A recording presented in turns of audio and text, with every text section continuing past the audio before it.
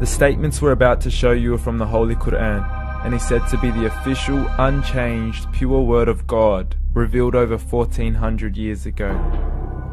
Claiming to be the word of God is a heavy statement, and without proof, or if a single contradiction is found within the book, the apparent word of God will be proven false. So without further ado, let's put the book to the test. In the 23rd chapter, titled The Believers, from the 12th to the 14th verses, God is said to give a detailed description of how the human being is formed. It begins by saying, "We then placed him as a sperm drop in a place of settlement, firmly fixed. Then we made the drop into a alaqa." We will translate this word very soon. "And then we changed the alaqa into a lump. Then we made out of that lump into bones. And then we clothed the bones with flesh. Then we caused him to grow and come into being and attain the definitive human form." In the 21st century, we can now safely say that this verse is clearly describing the process of human development in correct chronological order. However, what we should be paying attention to in particular is the second stage, referring to the development of the embryo. The specific word used to describe the embryo in this verse is the word alaqa. The word alaqa, when translated into English, can mean three separate things. Firstly, a blood clot, or to be suspended, that is to be hanging or clinging to something, or thirdly and finally, a leech. Now, all three definitions don't come anywhere near what we perceive to be the human embryo. So, why are these words used, and what significance do they share with the human embryo? Can the embryo be described as a blood clot? Well, what do you think?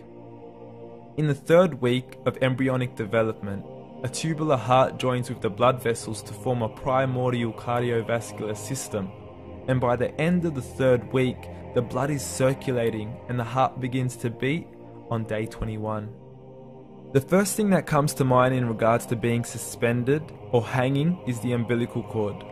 But we can't use that example because we are simply referring to step 2, before the baby has even formed. But we now know today that the umbilical cord is formed from the connecting stalk. And the connecting stalk is formed as soon as the embryo is formed. The embryo's connecting stalk has even been described by John Allen and Beverly Kramer as an object to suspend the developing embryo in the extra-embryonic column.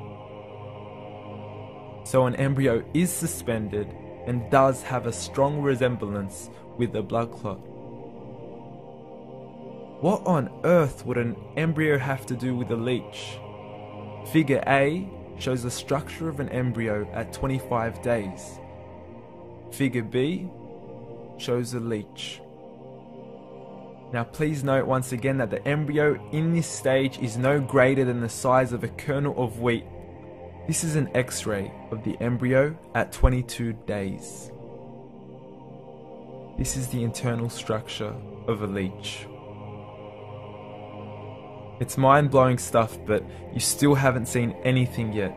This is the head of the embryo at 22 days. The detail you are seeing right now is absolutely impossible to be seen with the human eye and can only be seen with a microscope.